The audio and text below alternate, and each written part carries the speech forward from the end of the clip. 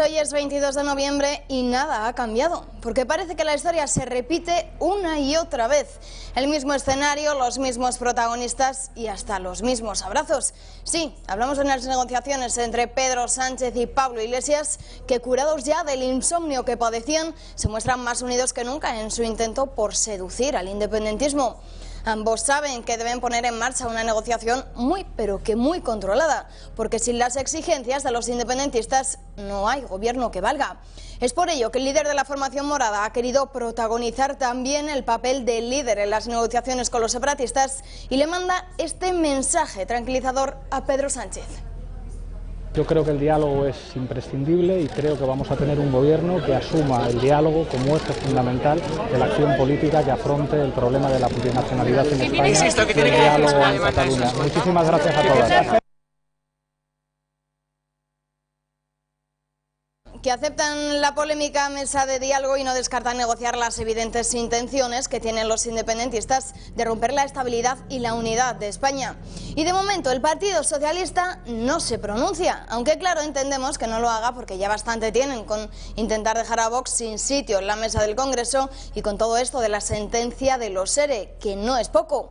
Porque ayer escuchábamos a la expresidenta de la Junta de Andalucía, Susana Díaz, que pedía perdón mientras intentaba justificar que ella no tenía nada que ver con esta causa y que el PSOE, su PSOE, no se lucró del dinero público que robaron algunos de sus miembros de partido. Yo lo pedí y lo pediré las veces que hagan falta, aunque fuese un tiempo antiguo, no estuviese en ese gobierno ni nadie de ese gobierno estuviera en el mío, pero le pedí a los andaluces perdón porque lo que más me duele es que se mancha Andalucía, que si uno ve eso y lee durante los 1800 folios de la sentencia, el PSOE no aparece en ningún sitio. Bueno, y como les decía, al Partido Socialista se le complican los planes, se le entorpecen las negociaciones y hasta se le revelan los varones. Algo de lo que no parece ser consciente Pedro Sánchez, que muy optimista confía en tener antes de un mes su tan ansiado gobierno de coalición. Pero, ¿podrá conseguirlo? Muy buenos días, bienvenidos a la redacción abierta. ¿Podrá conseguir Pedro Sánchez su tan ansiado gobierno de coalición con Unidas Podemos? Esa es la pregunta que todos nos hacemos. Intuyo que también ustedes en sus casas están haciendo esta misma pregunta. Y esta misma pregunta que nos hacemos en este plato, en nuestras casas, también se traslada al gobierno, a los partidos políticos, porque los diferentes líderes, ya lo estamos viendo durante todos estos días, están reaccionando frente a este pacto entre socialistas y Unidas Podemos y ya cada uno comienza a tomar posiciones y empiezan a revelarnos cuál es su papel. Pero ¿cómo está todo esto en esta mesa de negociación? Bueno, pues aquí se lo resumimos. Aunque parece que la historia se repite, con los mismos actores políticos y los mismos pasos para que todo salga adelante intentando seducir al independentismo, sí que hay algo que difiere. Y es el momento. Ahora todo es mucho más difícil después de la sentencia que condena a los líderes del procés. La primera vez que Sánchez intentó conseguir el apoyo de los separatistas fue en Pedralbes. Famosíssima declaració de Pedralbes. Un acuerdo que se rompió precisamente al hablar de autodeterminación, lo que propició el fin del diálogo con Cataluña e hizo caer los presupuestos de Sánchez. Esta vez, aunque más complicada todavía, con este Sánchez, con este PSOE, no se puede hablar. Los socialistas han preparado una negociación muy controlada. Saben lo que piden desde Esquerra. A una solución acordada, política, democrática, pues nos acerca al acuerdo. Todo lo que se aleje de allí, evidentemente, pues lo hará mucho más difícil. Por eso no dejarán a Podemos que haga de intermediario como la última vez y asumirán ellos toda la negociación. Es sabido que Adriana Lastra tiene muy buena sintonía con Gabriel Rufián, el portavoz de los republicanos, y aunque no hayan sacado nada en limpio de su primera reunión, se muestran muy optimistas. Siempre afrontamos estos procesos con optimismo. En Esquerra exigen a Sánchez que se siente en una mesa de diálogo. Como Sánchez no tiene principios, pues seguramente veremos ahora un Sánchez diferente, débil, que no puede escoger y entre todos lo atornillaremos a una mesa de diálogo de negociación. Y hasta Unidas Podemos, su socio de gobierno, le parece que así debería de ser. Lo estamos haciendo con discreción, que es como toca hacerlo, con seriedad, creo que lo estamos haciendo bien y toca ser responsables. Hay muchas expectativas en este país. Tira y afloja que mantiene en tensión a Sánchez, que pretende investirse a sí mismo antes de Navidad.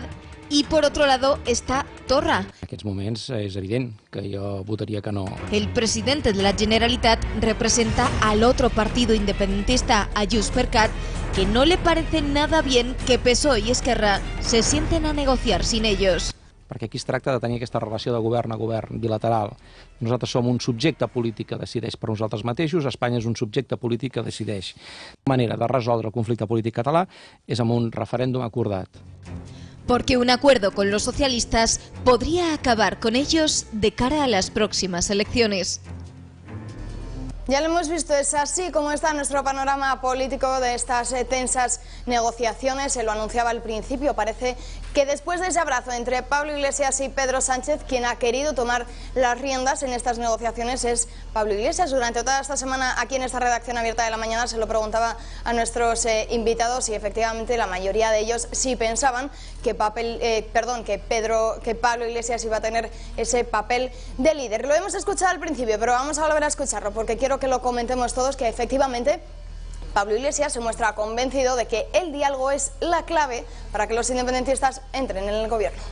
Yo creo que el diálogo es imprescindible y creo que vamos a tener un gobierno que asuma el diálogo como eje fundamental de la acción política que afronte el problema de la plurinacionalidad en España y el diálogo en Cataluña. Muchísimas gracias a todas.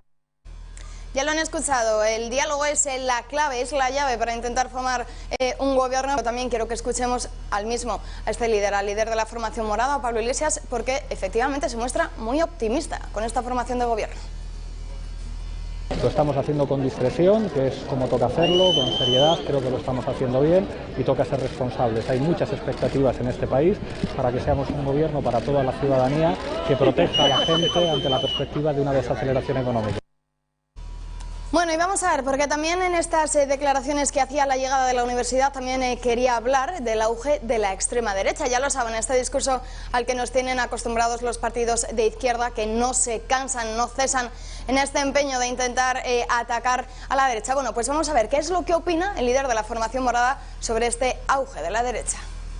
La clave fundamental para entender el surgimiento de la extrema derecha en España como actor electoral más que relevante es la gestión política que del conflicto catalán ha hecho la derecha española tradicional. Básicamente con dos consecuencias nada positivas para la derecha española, que ha sido la desaparición de Ciudadanos, la práctica desaparición electoral de Ciudadanos y el debilitamiento político del Partido Popular. Bueno, estas eran las declaraciones, esta es la postura que es con la que juegan desde Unidas Podemos en este posible, en este futuro. Veremos si al final se cumple un nuevo gobierno de coalición con el Partido Socialista. Pero otra de las posturas que también está dando mucho que hablar durante todos estos días, y lo estamos escuchando, seguiremos escuchándolo, porque como les decía, esta información sobre los pactos, sobre las negociaciones, sobre los abrazos, nos llega a cuentagotas. Bueno, pues ¿cuál es la postura? ¿Cuál es la posición que juegan los partidos independentistas? Vamos a escuchar las declaraciones que hacen desde la CUP.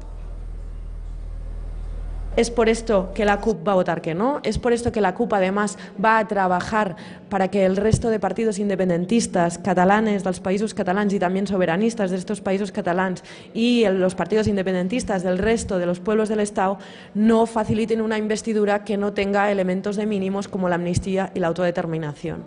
La CUP ha venido aquí a tirar a la izquierda al máximo posible el espectro parlamentario independentista y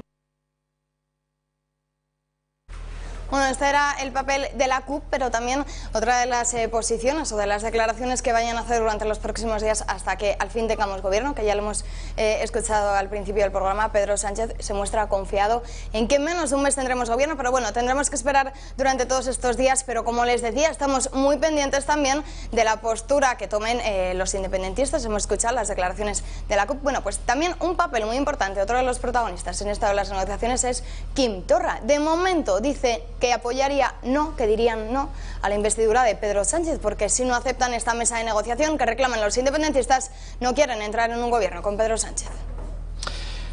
En aquests moments és evident que jo votaria que no, perquè estem en la situació de fa 4 mesos i nosaltres fa 4 mesos vam votar que no. És que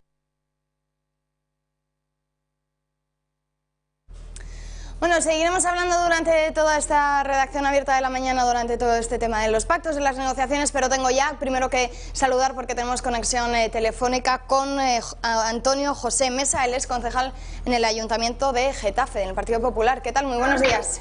Muy buenos días.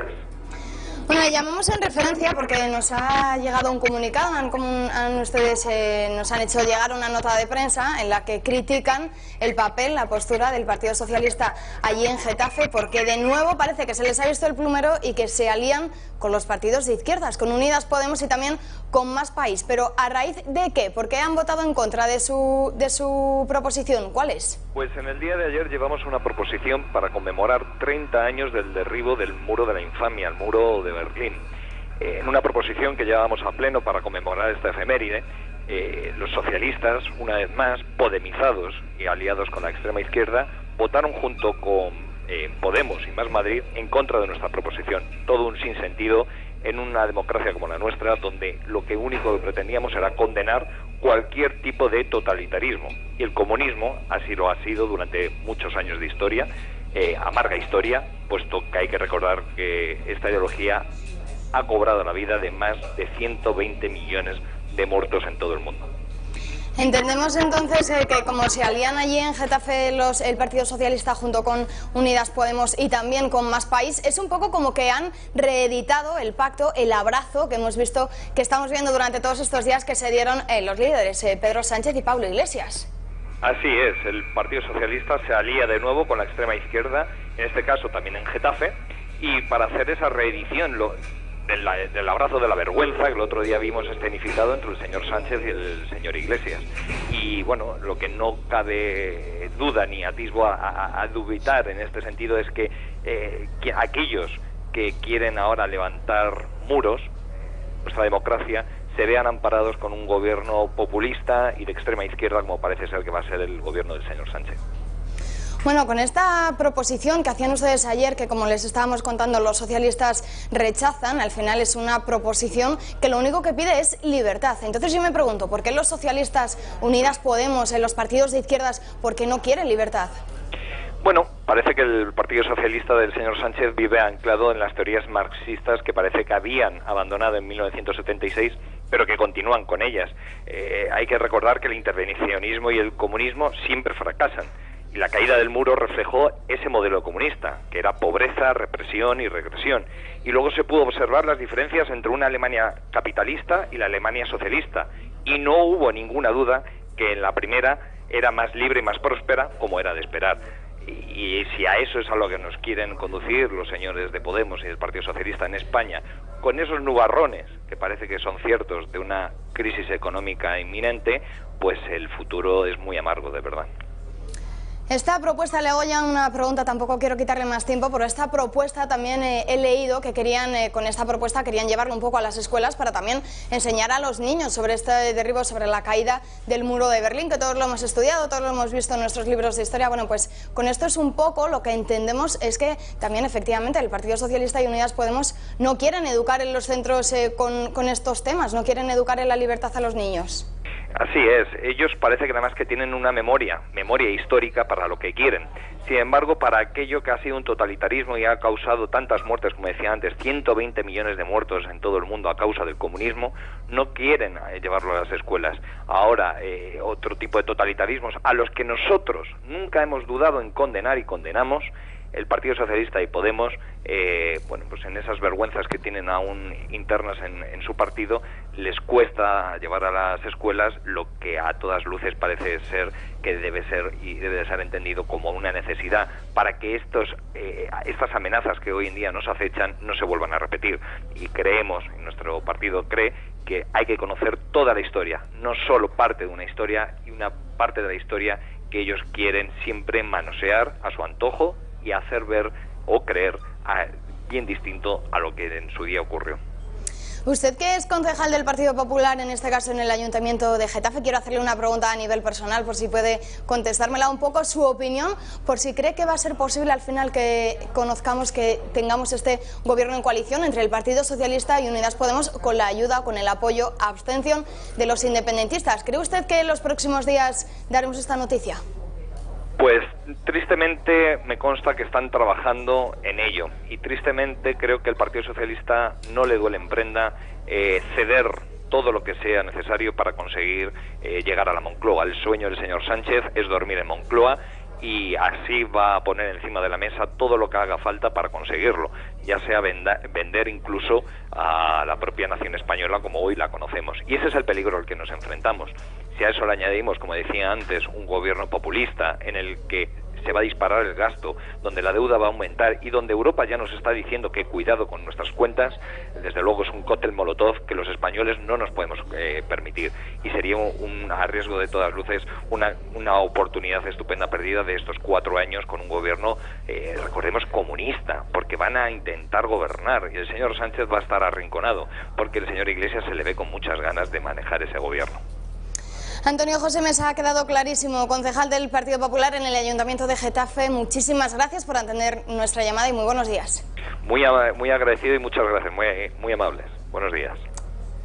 Bueno, y desde el Ayuntamiento, desde esta opinión que nos decía el concejal del Partido Popular en Getafe, nos vamos a ir ahora a otra llamada que tenemos, porque también tenemos que hablar sobre los pactos. Saben ustedes que todavía siguen las negociaciones entre el Partido Socialista, entre Unidas Podemos. Bueno, pues otra de las claves en este tema de los pactos, abrazos, como quieran ustedes llamarlo, otra de las incógnitas es el reparto de los ministerios, el reparto de los sillones, porque ya durante todos estos días estamos conociendo algunas noticias, todavía no son oficiales. Efectivamente, todo apunta a que, por ejemplo, Irene Montero finalmente sí entrará en ese gobierno en coalición. Pablo Iglesias tendrá ese papel de vicepresidente del gobierno y también están en juego, como les decía, todavía muchas carteras y muchos ministerios por repartir. Otro de los nombres que sonaba en este reparto de sillones es el de Alberto Garzón, por ejemplo, pero aún desconocemos cuál es el ministerio, la cartera que cogería el líder de Izquierda Unida. Bueno, pues como les decía,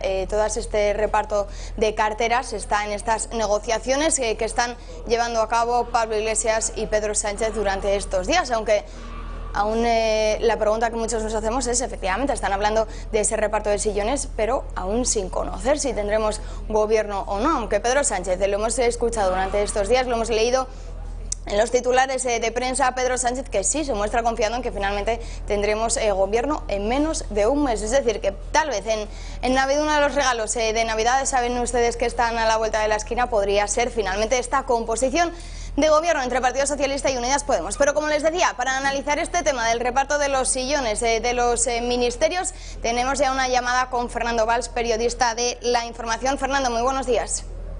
Hola Cristina, buenos días. Bueno, intuyo, estarás al tanto de estos pactos entre socialistas y Unidas Podemos, pero ¿qué puedes contarnos tú sobre este reparto de ministerios? ¿Cómo crees que va a quedar? Bueno, he de decirte lo primero que nos llega poca información porque, en contra de lo que prometieron en la campaña electoral, Pedro Sánchez y Pablo Iglesias están blindando toda la información y lo están haciendo sin luz ni taquígrafos, como venían reclamando los últimos años. Pero bueno, sí sabemos algunas cosas. Por ejemplo, que otra vez vuelve a estar en disputa el famoso Ministerio de Trabajo, el ministerio que precisamente fue lo que provocó la ruptura de las negociaciones en verano. Lo que sabemos es que se está hablando de una posible división del ministerio y que, bueno, la parte central del ministerio vaya a parar al PSOE y la seguridad social a lo mejor vaya a parar a Podemos. Eso es una opción que está sobre la mesa, veremos cómo acaba encajando todo, pero de eso se está hablando. También sabemos que los ministerios de Estado, pues desde el Ministerio de Defensa, Interior o alguno más, se los va a quedar el PSOE, y también sabemos que Podemos reclama vivienda con mucha fuerza, crear un Ministerio de Vivienda y que se quede con ellos. Y por supuesto una decisión muy importante y la que están insistiendo muchos empresarios en ella es que el Ministerio de Economía vaya a ser controlado con el PSOE, y eso parece que está bastante seguro y que será Calviño la futura jefa económica del nuevo gobierno. ¿Por qué crees que Unidas Podemos reclama, tiene tanto afán por conseguir ese Ministerio de la Vivienda? Bueno, pues yo creo que también están echando cálculos electorales los dos partidos. Ese Ministerio de la Vivienda, hay muchos votos en juego, sobre todo de gente joven que no tiene capacidad de una vivienda o de acceder a un alquiler, y claro, son decisiones que mueven muchos millones de votos. Lo mismo pasa con el Ministerio de Trabajo. El Ministerio de Trabajo ahora mismo, la Seguridad Social, mueve millones de votos de los 9 millones de pensionistas que hay en España, y por eso estos ministerios son los que están en empuja ahora mismo por ellos. ¿Cuál crees que es la cartera o el ministerio más peligroso para los de Unidas Podemos? Es decir, ¿cuál crees que sería el cargo que más desfavorecería a nuestro gobierno, a la estabilidad en España? Bueno, yo creo que en general el área económica es un ministerio del que tanto dentro de nuestras fronteras como fuera están muy pendientes, tanto empresarios como inversores. Yo creo que eso que vaya a parar a manos del PSOE es una garantía en principio de estabilidad.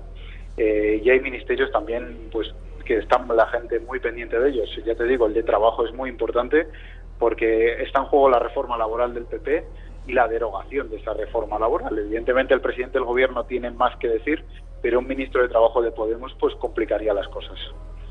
Otro de los titulares, otra de las noticias de la que estamos hablando estos días es que finalmente, si conseguimos ese gobierno, es que Pablo Iglesias será el vicepresidente del gobierno. ¿No crees que le queda un poco grande este cargo a Pablo Iglesias?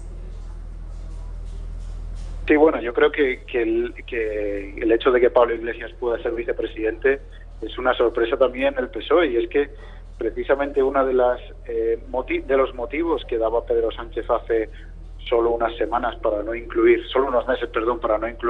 a dirigentes de Podemos en su gobierno, es esa falta de experiencia. Evidentemente, Pablo Iglesias no ha gestionado nada, no ha sabido o no ha podido gestionar ni un euro de dinero público. Y yo creo que bueno, que es un reto para él y que nos dará muchas noticias a los periodistas. Fernando Valls, ya una última pregunta, porque no quiero quitarle más tiempo, pero ¿cómo cree que va a quedar todo esto de los pactos? Finalmente, por ejemplo, otro de los papeles importantes, el papel protagonista también está en manos de los partidos independentistas. ¿Crees finalmente que darán su sí a Pedro Sánchez? Creo que a día de hoy, por la información que yo tengo, es que ese sí está complicado, pero no está imposible. El lunes tenemos la consulta a las bases de RC, se prevé que salga un no, pero a partir de ahí se puede iniciar una mesa o una negociación que pueda acabar en una mesa de diálogo. Si Pedro Sánchez acepta esa mesa de diálogo con los independentistas, con la Generalitat, pues eso podría facilitar la abstención de los republicanos. Yo creo que sí, que se está trabajando en ello, en una fórmula de diálogo que no comprometa al gobierno, pero que evidentemente pues ponga en entredicho ese discurso que ha mantenido hasta ahora de que con los independentistas no quería pactar. Yo creo que al final sí habrá mesa de diálogo, de la forma que sea, bilateral, multipartidista, la fórmula que se escoja, y que la investidura saldrá adelante en mediados de diciembre. Fernando Valls, periodista, estaremos muy pendientes durante todos estos días de todas las publicaciones, de toda la información que se publique sobre esto de los pactos entre PSOE y Unidas Podemos. Como digo, estaremos muy pendientes, y si tenemos algún tema o algo que pueda contarnos, aquí le esperaremos en la redacción abierta de La Mañana. Fernando, muy buenas tardes y muchas gracias por acompañarnos. Encantado, Cristina, y un fuerte abrazo.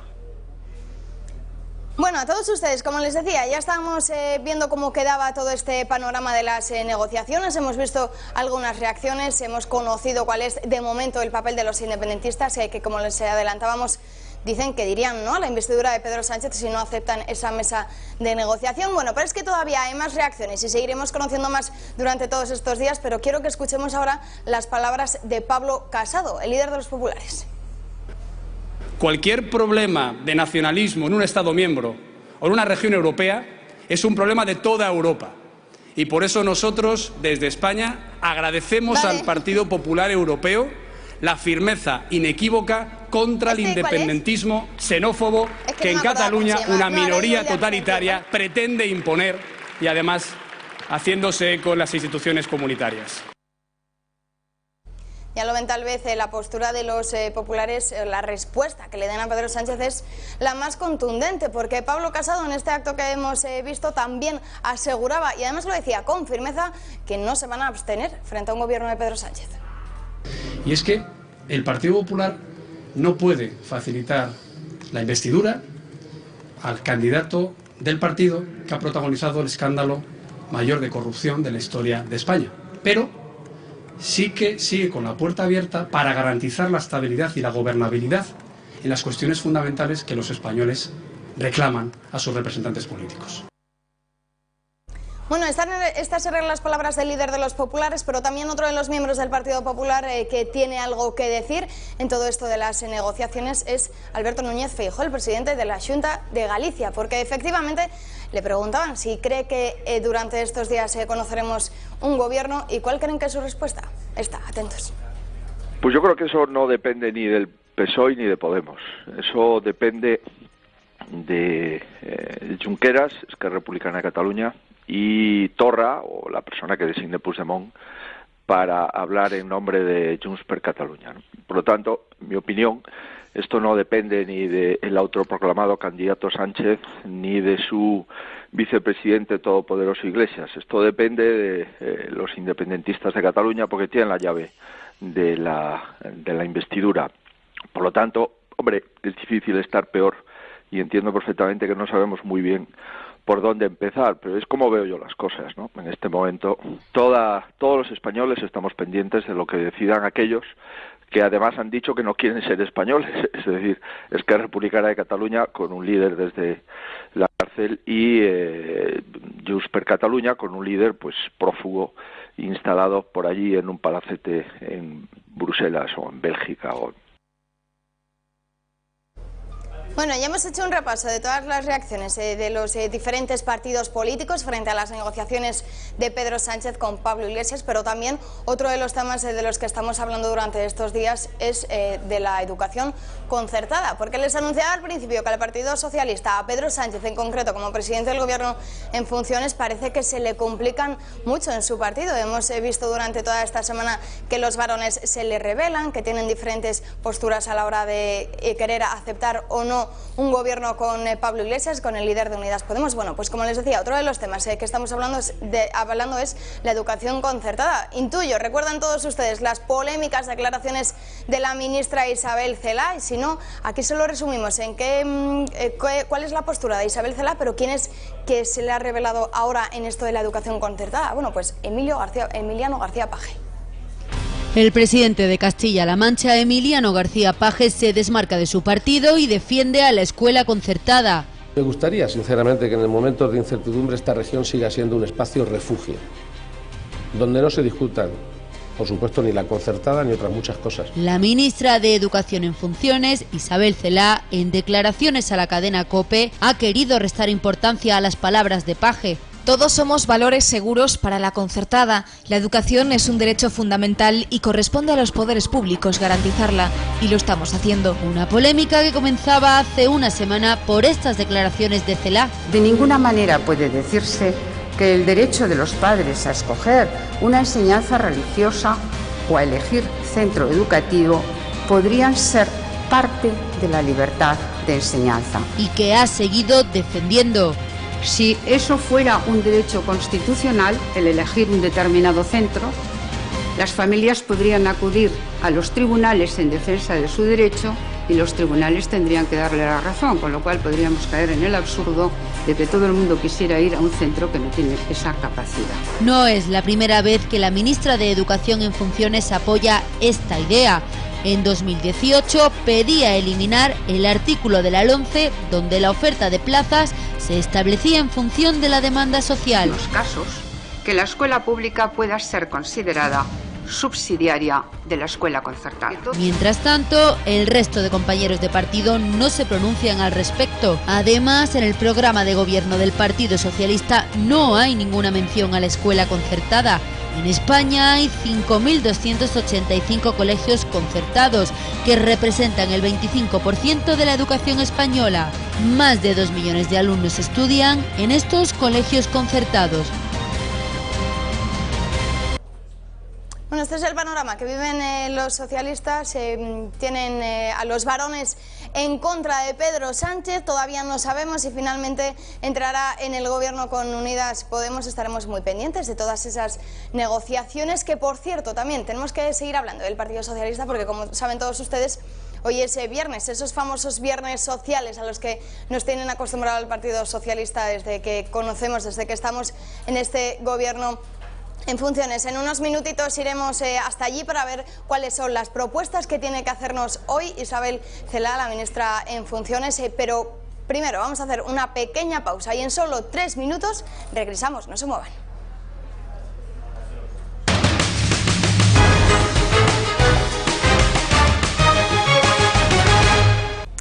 ¿Qué tal? Muy buenas tardes. Pasan 3 minutos de las 2 de la tarde. Estamos en esta redacción abierta de la mañana. Tengo que presentarles ya a nuestro invitado, Lucio Muñoz. Un placer. El placer es mío, como siempre.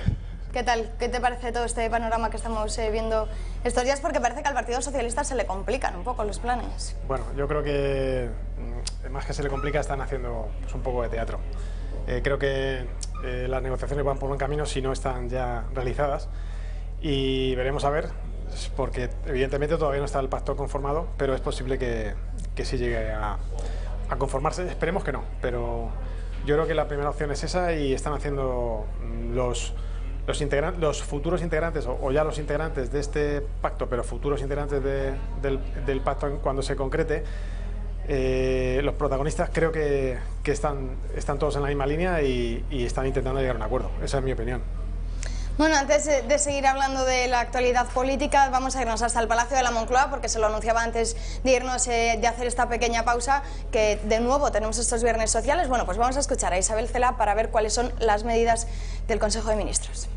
Calificación, todos coinciden en que hay evidentes signos de desaceleración mundial y que nuestra economía, la española, crece por encima de la media de aquellas que están en nuestro entorno.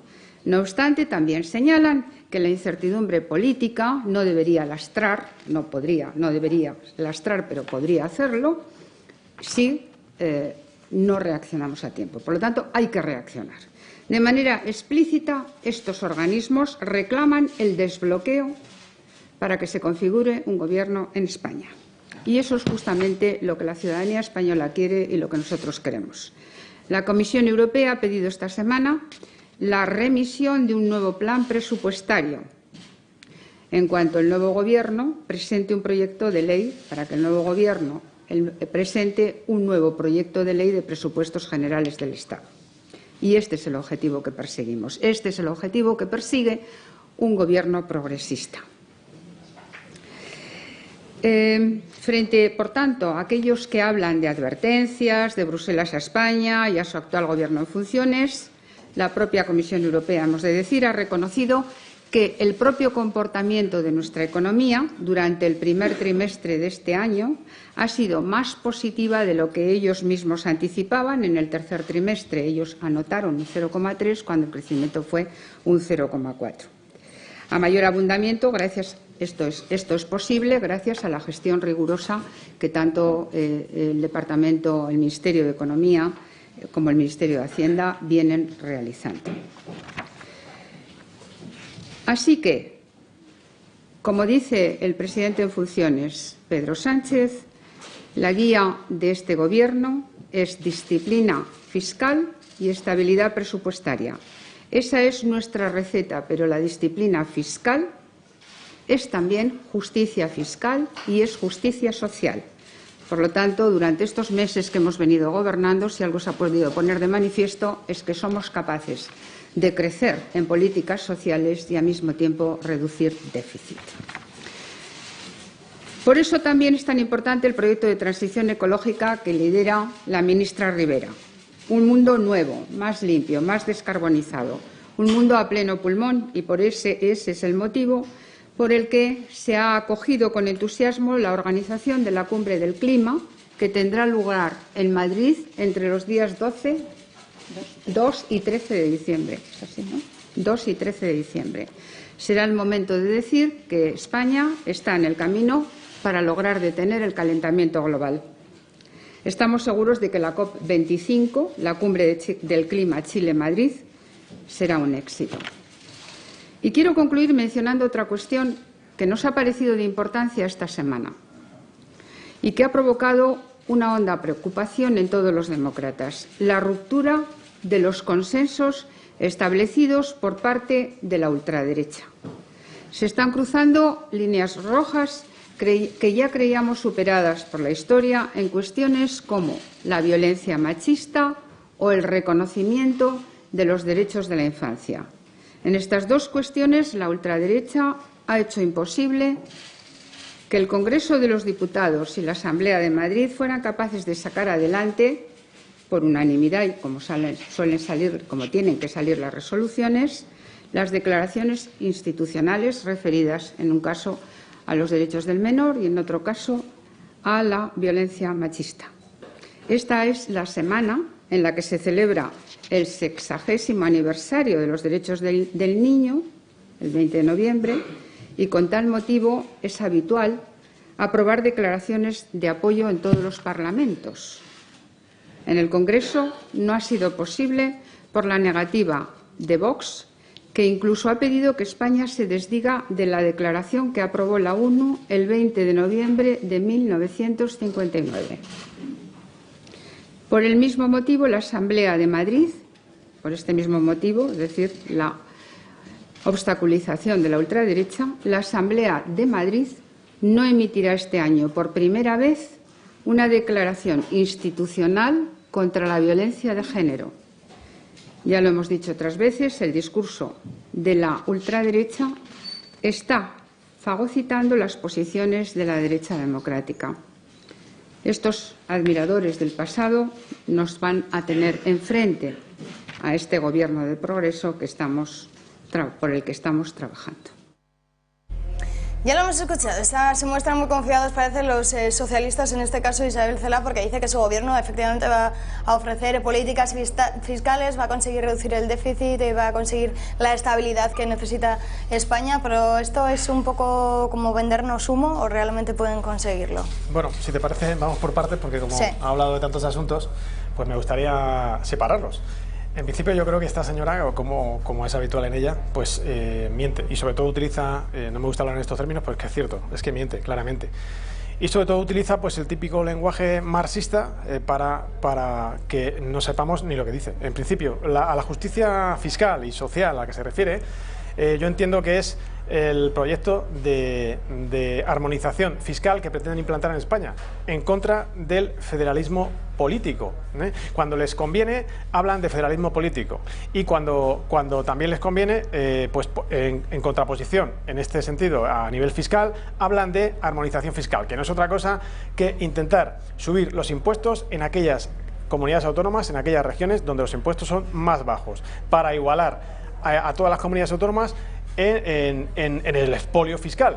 Por tanto, esta armonización fiscal le podría suponer pues a comunidades autónomas, si consiguen implementarla, que espero que no, a comunidades autónomas como Andalucía, como Cantabria, como Madrid, pues en el impuesto de sucesiones y donaciones, lo que pretenden es implementar un tipo único en toda España, en todas las comunidades autónomas. Como decía, a estas comunidades autónomas a las que me he referido, que tienen o lo tienen casi inexistente o muy bajo, tanto el impuesto de sucesiones como el de donaciones, pues evidentemente le supondría un perjuicio a todos los ciudadanos de estas regiones si consiguen implementar, repito, la armonización fiscal a la que se ha referido, comentando el término de justicia fiscal. Esto es un expolio en toda regla y pretenden hacerlo. En cuanto al aviso de Bruselas, pues evidentemente ya lo hemos visto, es el cuarto o el quinto aviso ya que nos lanzan desde Bruselas, y evidentemente se refieren a que los objetivos de Bruselas para los países de la eurozona, para los países de la Unión Europea, pues es el siguiente: no incrementar el gasto público más de un 0,9% para llegar al objetivo de déficit estructural que está fijado en el 0,6%. Si tenemos en cuenta el gasto público, el incremento del gasto público que pretende este gobierno, que está en torno a un incremento de 8 o 10 mil millones de euros, tanto en sanidad como en educación, que evidentemente no iría ni para servicios sociales ni para el sistema de protección de los españoles, sino que iría a las redes clientelares del PSOE y de Podemos, pues evidentemente este objetivo de incremento del gasto público que pretende el borrador del gobierno, pues está en contraposición con los objetivos de déficit de Bruselas. Y no hablemos de la deuda, que está fijada, según los datos oficiales, en el 97% del PIB, me refiero a España.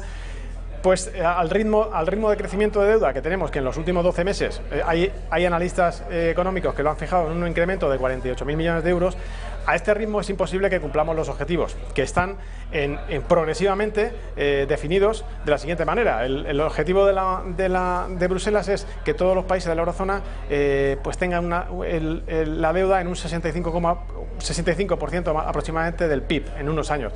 Es imposible que bajemos del 97 al 65 con el ritmo de incremento de deuda que tenemos en este momento, al ritmo que vamos.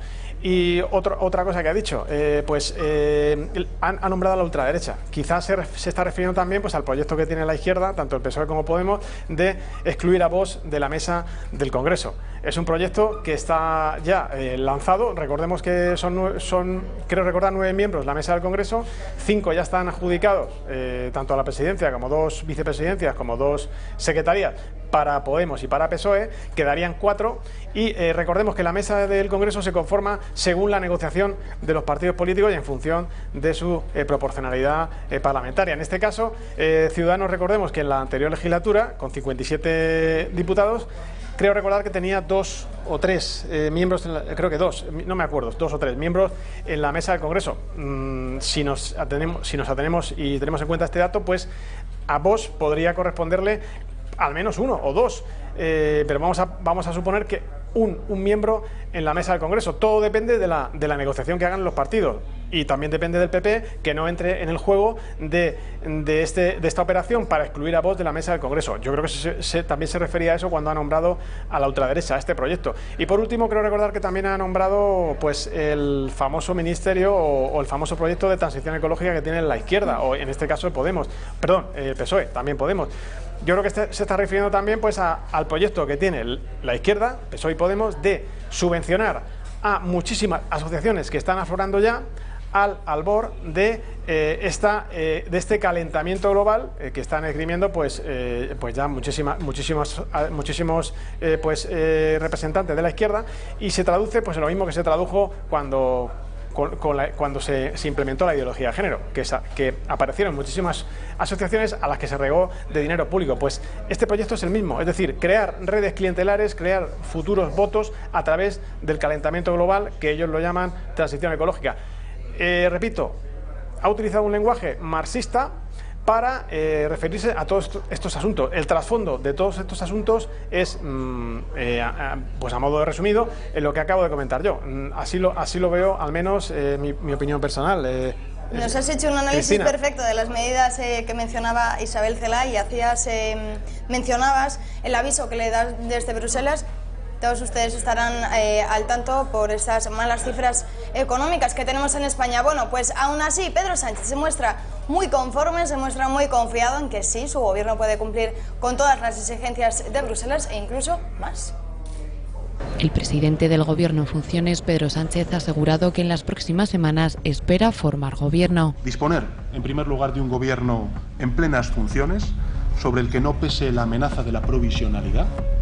En segundo lugar, confío en que en las próximas semanas acabe el bloqueo político y que tengamos un gobierno en España con plenas capacidades, en plenitud de funciones. Además, ha prometido a los empresarios que su gabinete cumplirá con la disciplina fiscal y trabajará dentro de los márgenes financieros. Y por tanto, la orientación social de un gobierno apunta lógicamente a cerrar brechas, pero también a reforzar la estabilidad económica, política, social e institucional, y a extender la prosperidad desde esa visión integral al conjunto de la ciudadanía. Se trata del primer mensaje que lanza Sánchez directamente a los empresarios tras el preacuerdo alcanzado con Unidas Podemos para formar un gobierno de coalición, y después de que la Comisión Europea haya vuelto a advertir de que España corre el riesgo de incumplir los objetivos de déficit y deuda pública conforme al plan presupuestario remitido por el Ejecutivo a Bruselas. Rocío, ¿tú crees que efectivamente, realmente se muestran confiados en el Partido Socialista?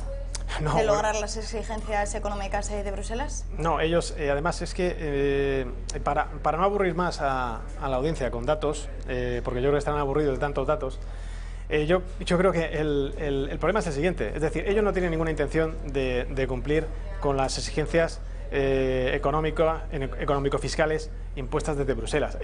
Porque ellos, me refiero a Podemos y al PSOE, tienen un plan económico con trasfondo político, es decir, en realidad la economía la utilizan para intentar crear un sistema que ya está prácticamente creado, pero fomentarlo más y potenciarlo más, intensificarlo más, me refiero.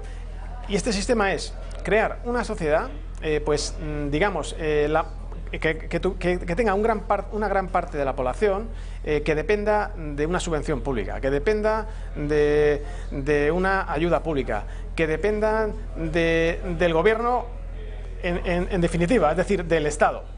Y este es el objetivo, en última instancia, que persigue tanto PSOE como Podemos. Por tanto, las políticas económicas que están definidas ya, no sé si las implementarán, si Bruselas les dejará o no, porque aquellos analistas que dicen que Bruselas lo domina todo y evidentemente pone pues un límite, pues sí, pero depende del gobierno, ¿no? Porque evidentemente a los comunistas no hay quien les ponga límites. Ha sido así a lo largo de la historia y también será así con si se conforma este futuro gobierno, que esperemos que no.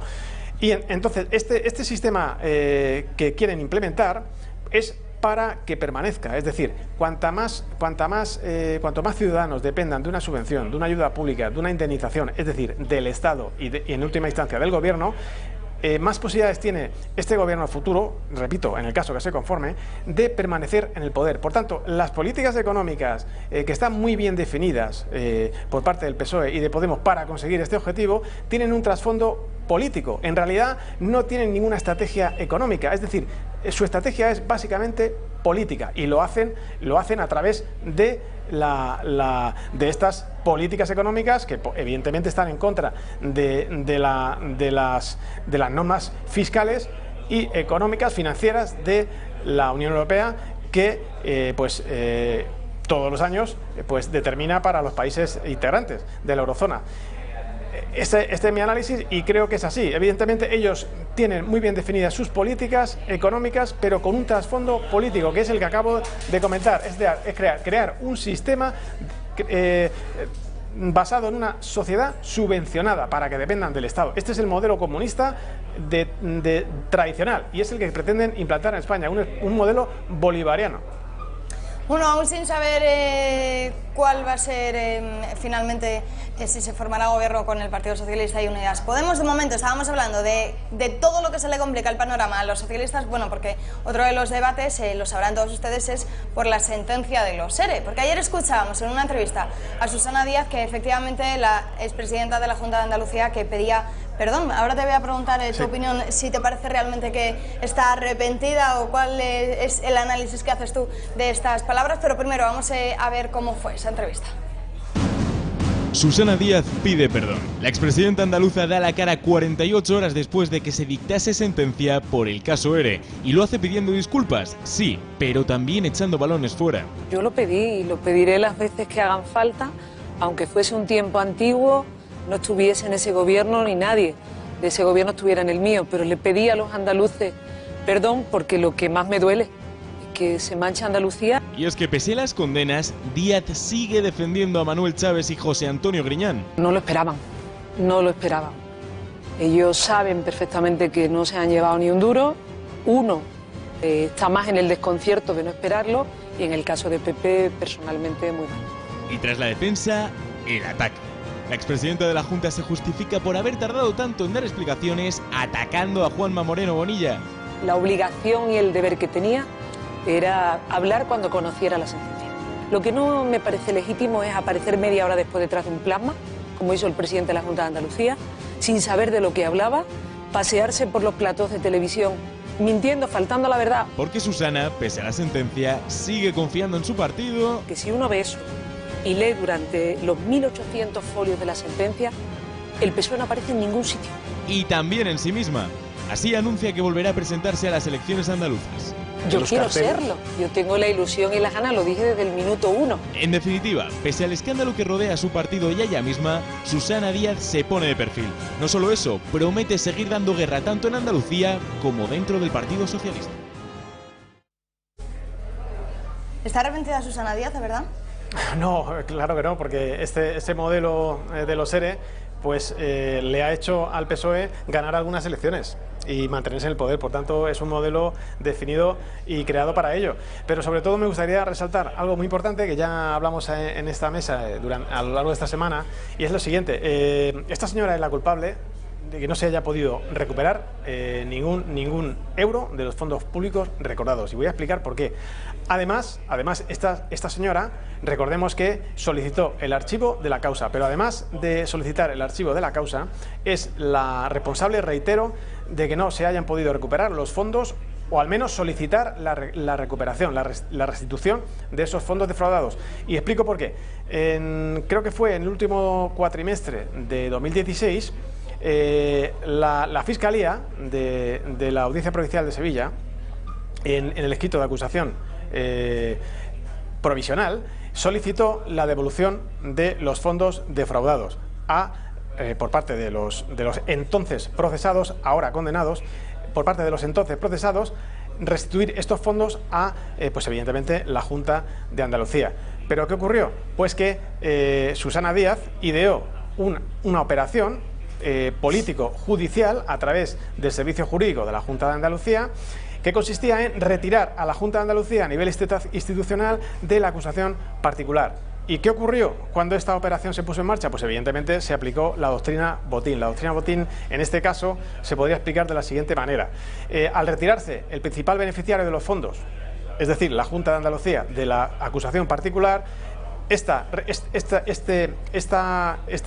impedimento de solicitar la devolución de los fondos a través de retirarse de la acusación particular impide al resto de acusaciones particulares ejercer la solicitud de devolución de fondos, puesto que según la doctrina Botín, si el principal beneficiario, en este caso la Junta de Andalucía, se retira de la acusación particular, el resto de acusaciones particulares pueden seguir ejerciendo la acusación particular, pero sin la posibilidad, sin la potestad de solicitar la devolución de estos fondos. Por tanto, en la sentencia no se especifica la solicitud de devolución. Por este motivo, queda una posibilidad que desde mi punto de vista no va a llegar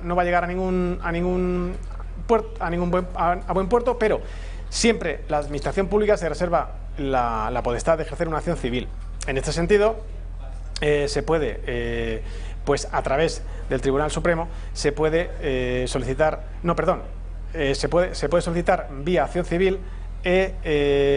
Una vez que el Tribunal Supremo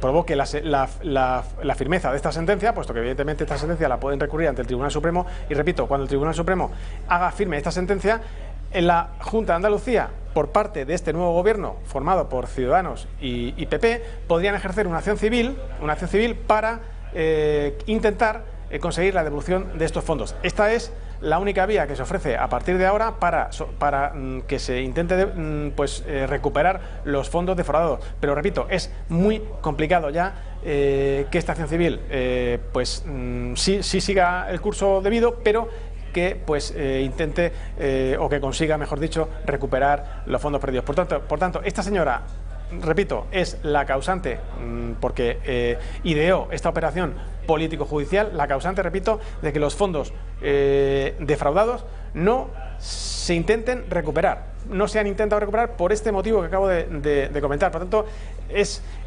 debería dimitir inmediatamente, o al menos, si no dimite ella, hacerla dimitir por parte de la Ejecutiva Nacional o de la Ejecutiva Regional. No lo sé cómo funcionaría a nivel interno este asunto en el PSOE. Porque sabrás que desde que conociéramos la sentencia este martes, esta semana, el Partido Socialista se ha empeñado en negar. Pedro Sánchez, escuchábamos, bueno, a Pedro Sánchez no lo hemos escuchado, lo decía Ábalos en nombre de todo el Partido Socialista, decían que este caso, la sentencia de los ERE, no tiene nada que ver con el Partido Socialista, con el gobierno en funciones que tenemos ahora. ¿Realmente tú lo crees así? ¿Que el caso ERE no va aparte, es otra cosa del Partido Socialista? Esta es la estrategia que han esgrimido desde la Ejecutiva Nacional, porque evidentemente tenían que diseñar una estrategia, y ha sido esta. Esto es un caso de corrupción que afecta al PSOE a nivel nacional, absolutamente.